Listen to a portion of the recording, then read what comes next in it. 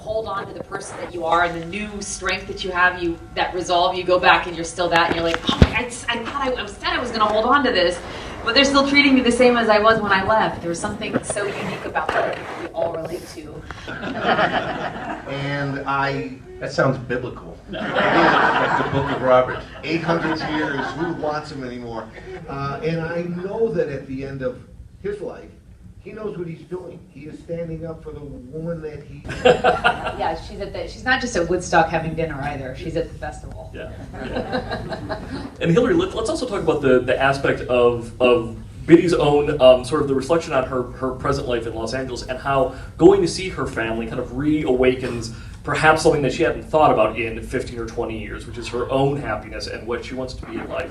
And how watching her father and mother go through this kind of brings apart an epiphany in some ways about who she is within her marriage, right?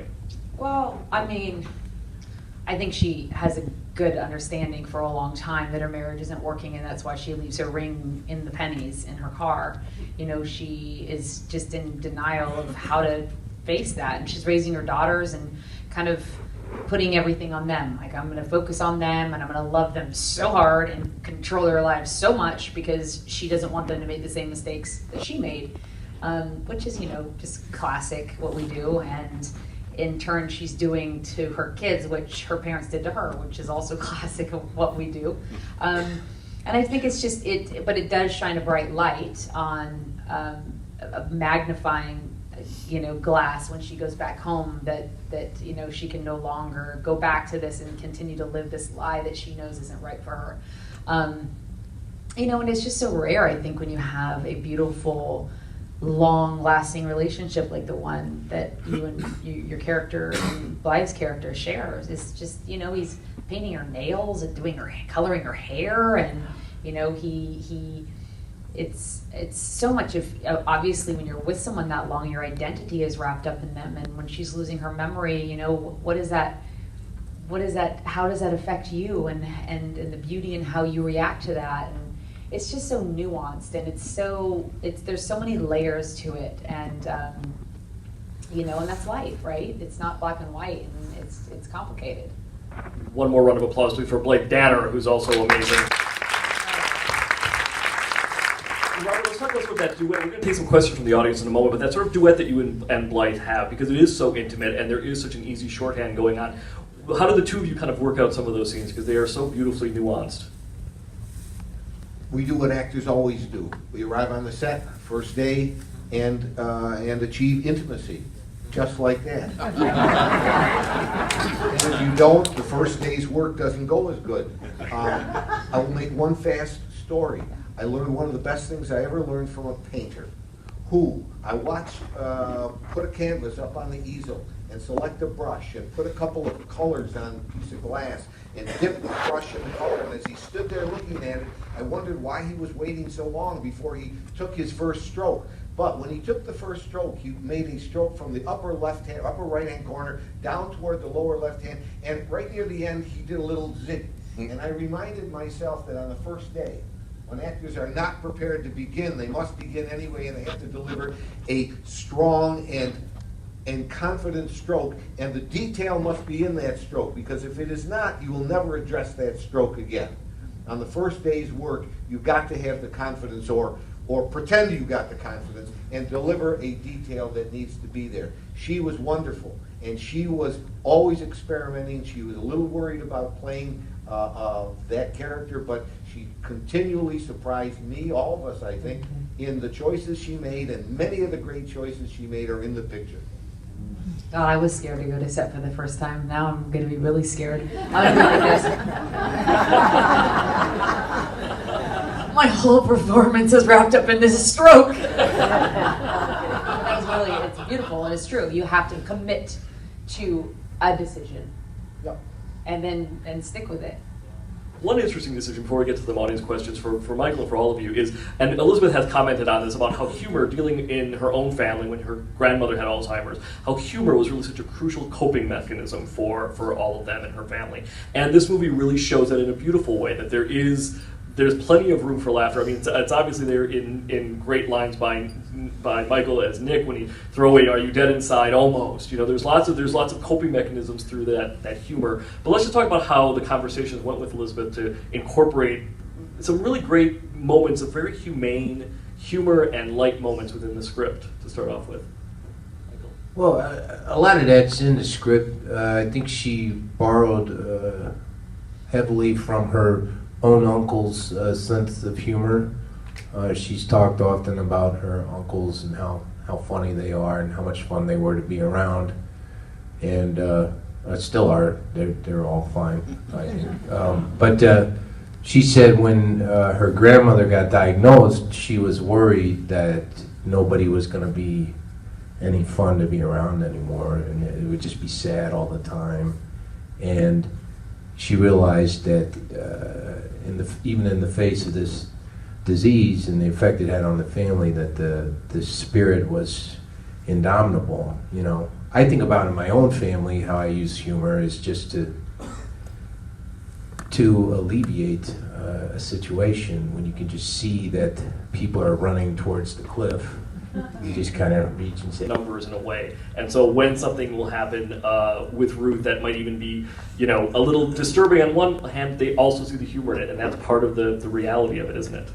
Yeah, I think, you know, we've all experienced some type of crisis in our lives, and I think that the same side of the coin is a release of crying or laughter, you know, and oftentimes you can go from crying so hard into laughing or vice versa. It's the same thing, really, and I think in finding levity in any kind of given moment wherever possible helps you deal with it. And I know what you just said, that Elizabeth's family deals with a lot of things with laughter, and my family does too, and so I could really relate to that. And I think it also takes what could be a very melodramatic, you know, to tell a story like this in 2 hours, it could be like, it's really heavy.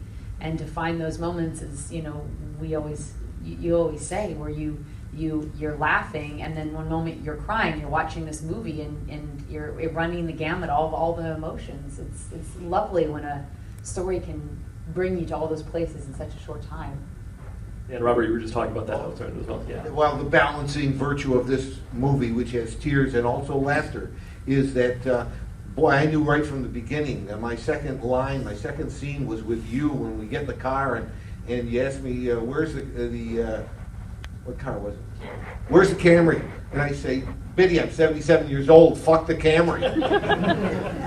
There was a joke right off the bat, and I knew that was going to balance all the tears that were to come in this picture. It all makes it all so real and so beautiful. If anybody has any questions, definitely shoot up a hand really high. We've got a couple of bright lights in our eyes. Yes, right here.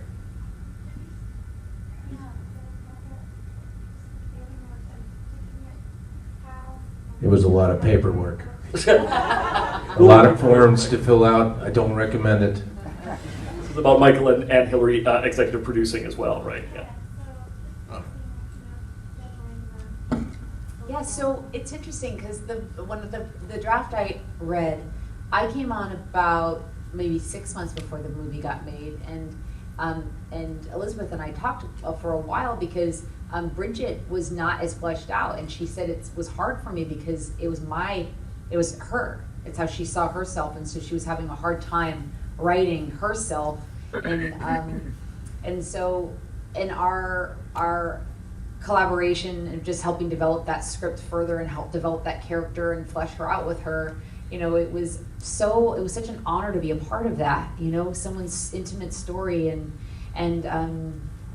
yet I was saying before, a woman that we can all relate to, being nurturers by nature and giving to other people and oftentimes forgetting about ourselves, and so just all of that. And then I love giving first-time filmmakers an opportunity. I feel I've made a career out of doing that, and at one point someone believed in me, and so that I can give that give back of believing in someone else. And her vision, she was articulate, very smart, and had a strong opinion about the vision for it, and I was so honored to have the ability to help her get that vision to the screen by having relationships with DPs and editors and getting her all of those things to be able to utilize So I think that's, as actors, you know, if we can do that, of course, we're going to do everything possible. Thanks. By the way, this script was developed through she got a Nichols Fellowship at Sundance. It was developed at Sundance, and since this film debuted at Sundance through today, it's got a 100% rating on Rotten Tomatoes, which is just something to applaud. I think it's that's awesome. Just an hour ago I looked. So yeah, and it's so There 3 reviews? No, there's many more than that, major ones. Anybody has any other questions? Definitely throw up a hand right there on the left-hand side. We'll repeat the question. Is Chomko from Chicago? Because the feeling of Chicago is very, very strong. I'm from Chicago, and it's really right on. Yeah, she grew up. She was Park. Yeah, which part? Oak Park. Oak Park until she was 14, and she said that they moved, and they were only supposed to move for a couple of years, right? And then she probably wouldn't have been able to leave if she didn't think they weren't going back, and then they didn't end up going back, and she just said she always wanted to go back, and so this was really important to her, and obviously it's a character in the story. Yeah, we shot, their house is in Hyde Park, their apartment. So we were down in Hyde Park by University of Chicago around there. Yeah. There's another hand over here. Let's make sure we get there it is, yes. Well, you sort of answered my question. I watched the clip where she talked about the writer-director being in a church in Minnesota. She said it was in some odd state. And she said, somebody should do this movie. And she was like looking around like, who should do this movie? So I assumed just from that it was based on her life. And you sort of answered. So it was a grandmother in her family. That's exactly right. You should come up here. Just from listening. That's exactly right. So just Could you repeat the question? Yeah, it wasn't really a question, I think, was it? Well, a comment. It was a comment on just how Elizabeth, this is a story that's based on her life, and this was her grandmother, who had Alzheimer's, and she was in this church at the funeral and of her grandfather, not of her grandmother. Her grandmother actually passed away 3 months ago, I think, just 3 months ago now. But this was, a few years ago, and I think 7 years now. And she was in the church at the funeral, and she was watching the eulogy that her mother was giving, the eulogy that Bridget gave in the film. And she was just saying, this is so beautiful. This story is so beautiful. Someone needs to tell the story. Who could write this? Who in this church could write this story? So someone got to tell the story. And then she, never thought in a million years it would be her. So that's, it's profound too that we don't look to ourselves for those things, right? She's so brilliant, really. We have time for just one more. There's a hand way in the back on the left-hand side. Went right up. Yeah.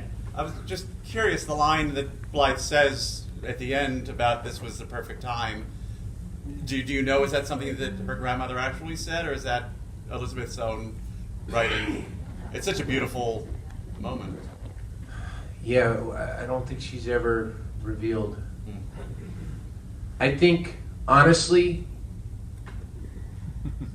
I don't think she would have known, because even though she identifies with the Bridget character in the movie, the way she's written it, she would have been the granddaughter. So, I don't know. I don't know if she would have, if her grandmother would have said that to her, or I don't know.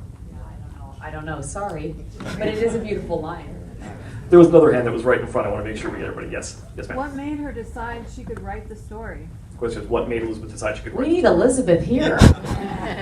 She wrote it Woodstock. in 3 days, is that correct? Do we remember that? Well, she wrote her first draft, which First she draft. says was, terrible, but of course she's going to say that. None of us read the first draft except for her husband, who came out of the room after he read it, bawling and saying, "This is so beautiful." So clearly she wasn't a very good, understanding of what she first had. What was the question? But then her mom saw it, and her mom got upset. I said, "Really? This is what you think?" And she's like, "Mom, relax. This is just all raw. It's like I'm just writing conflict and caricatures. I don't know what I'm. Just trust me. I'm just trying to tell this story." And her mom, eventually got over it, and then became very helpful and supportive, and actually eventually came to write a poem which became the lyrics to the song at the end of the movie. Her mom wrote that. Wow. Yeah. Great. So she came around. Yeah, but I don't think the answer to that question is a succinct one. I think she probably had a lot of days where she felt like she could do it, and a lot of days where she felt like she couldn't, but she just kept trying, you know. And eventually, other people coalesced around her and got it up there. To wrap up, to segue from the script stage to the film stage, you guys filmed this fairly quickly, right, in Chicago? This was a fairly fast shoot. 2 days. Wow. Did that help in terms of your performance, to kind of get things to such a nice edge in terms of where you needed to be? Did it help in some ways? I don't know. I think it was scheduled very well. Whoever did the schedule did a great job, because we shot the lion's share of the stuff in the apartment towards the end. Which by that point we'd already been through some experiences together. My first day, which was awesome, was just me picking them up at the airport. It was a good scene to start with. It was also a very strange day, and the crew and the whole thing still seemed to be trying to find their legs, and it was cold. But it was a good way to start, and we bonded pretty fast through the kind of shared misery and confusion. I told all three of you, this movie reminds me of, in so many ways, of like Kramer versus Kramer in terms of endearment, and it's got that sort of epic scope, yet it is also very theatrical, and obviously Elizabeth being a playwright, it's got a very theatrical sense to it in the best way, where it feels as if all of that emotion is so concentrated in so many ways in the Oak Park apartment, right? Yeah. Well, I think it's just a phenomenal film. Ladies and gentlemen, Hilary Swank, Uncle Shannon, and Robert Forster. The film is What They Had. Thank you all so much. Thank you.